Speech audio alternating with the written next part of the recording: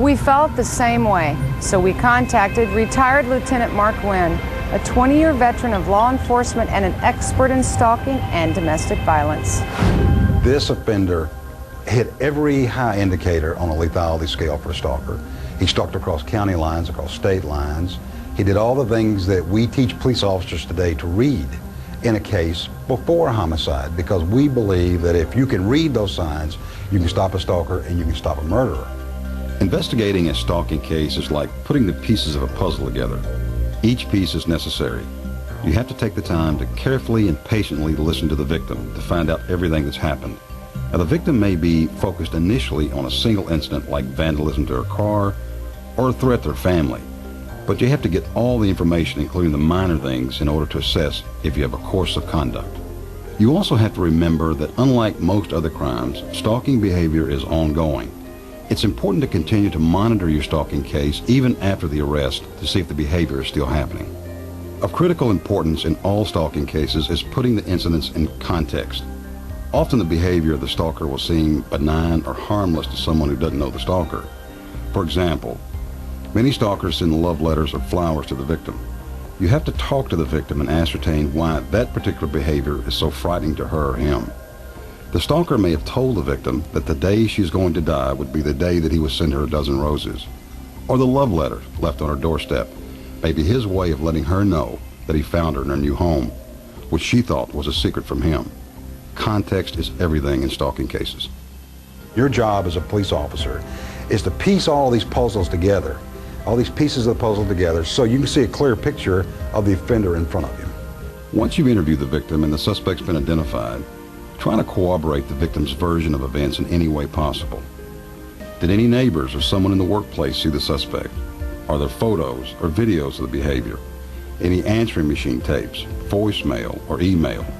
These things are helpful, but you don't have to have them. You can still proceed. Conducting an interview with a suspect can be very important in stalking cases. Many stalkers don't believe that what they're doing is wrong or illegal. Now, one technique that sometimes works is to open the interview with the suspect by asking, "Tell me how what you're doing is being misunderstood." Many detectives and investigators have found that stalkers enjoy talking about their behavior. Consider all the tools available to you: search warrants, surveillance operations, trash pulls, phone taps, and other techniques that law enforcement has successfully used in narcotics and other investigations. These can all be extremely useful in your stalking case. Now we know we've got an offender. This is easy. We know we have an offender who's after a particular victim. How easy could it get? All you have to do is to focus your investigation on the offender and the victim, and you catch the offender in the act of the stalking. It's not like it's someone who's going some unknown place to do some unknown crime. You know who they are. Stalkers have no boundaries. So we have all got to be on the same sheet of music. There's certainly more offenders than there are police officers, but I like to think that we're a heck of a lot smarter than they are. So we've got to communicate with one another.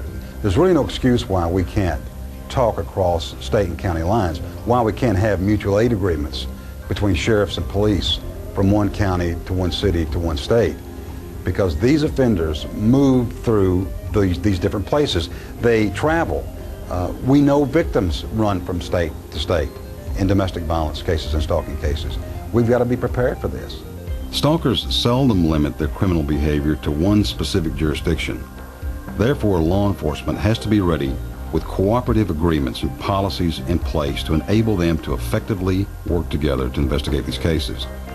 Since stalking behavior is often ongoing, it's important to establish how you're going to manage a stalking case over what may be weeks, months, or even years. Every police department in this country should have a policy or protocol for their officers on dealing with stalking. Policy is our direction, it's our mission, it gives you an assignment. A stalking is a course of conduct directed at a specific person that would cause a reasonable person to feel fear. Now that fear is very real. Therefore, safety planning is crucial. It's a process that ideally involves many people: the victim, law enforcement, an advocate, the prosecutor, the victim's friends and neighbors, and anyone else who can help the victim. The key here is to keep the victim safe and to hold the offender accountable. Orders of protection or restraining orders often are looked at by the criminal justice system as a civil issue, something that's involved in a divorce or custody or visitation. when in fact orders of protection are sort of that tripwire. It signals to you in government, especially law enforcement, that something worse is about to happen because an order is clear. It's a sanction by a court to an offender of what you will and what you won't do. When an offender thumbs their nose at the court, this is an indicator that you've got high lethality on your hands, that you can't ignore it. There's no margin for error, and arresting for violation of order of protection is part of your counter-stalking. We've got to send a message to stalking victims that they can trust us, that they can depend on us, that we will investigate thoroughly, that we will offer safety before and after the arrest, and we'll deal with any other concerns that they have. You cannot minimize these cases. This is the most dangerous thing you can do in law enforcement. It's tombstone mentality. You cannot take a case like this and say, well, maybe it'll get better, because that's exactly what the offender wants. Once we give over to minimization, the offender takes over with maximization. That's exactly the way they look at it. They're depending on everybody to treat it less than a crime, and we can't do that. The longer we spend with a case, the more we're really going to see what the victim's been trying to tell us all along. And if you walk around in the shoes of a victim for a moment, and that's the way to do it, is to see the total picture.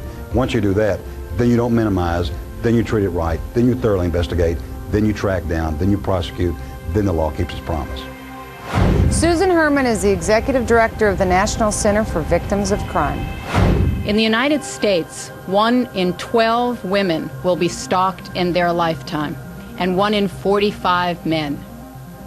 Every year, 1.4 million women in America are stalked, and the vast majority are female stalking victims stalked by someone they knew. Stalking and murder often go together.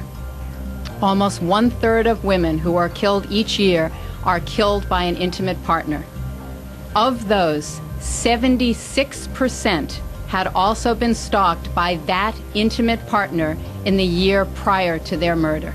76%. Stalking is serious, pervasive, and lethal. Police officers are often the first people that victims turn to, and you make an enormous difference in their lives. If you believe them, if you listen to them, if you treat them respectfully and sensitively, it is the most important single intervention, the most important moment for most victims of crime. You can and you do make an important difference every day. For more information about stalking, you can contact the Stalking Resource Center at the National Center for Victims of Crime at 202-467-8700, or log on to the Stalking Resource Center's website at www.ncvc.org.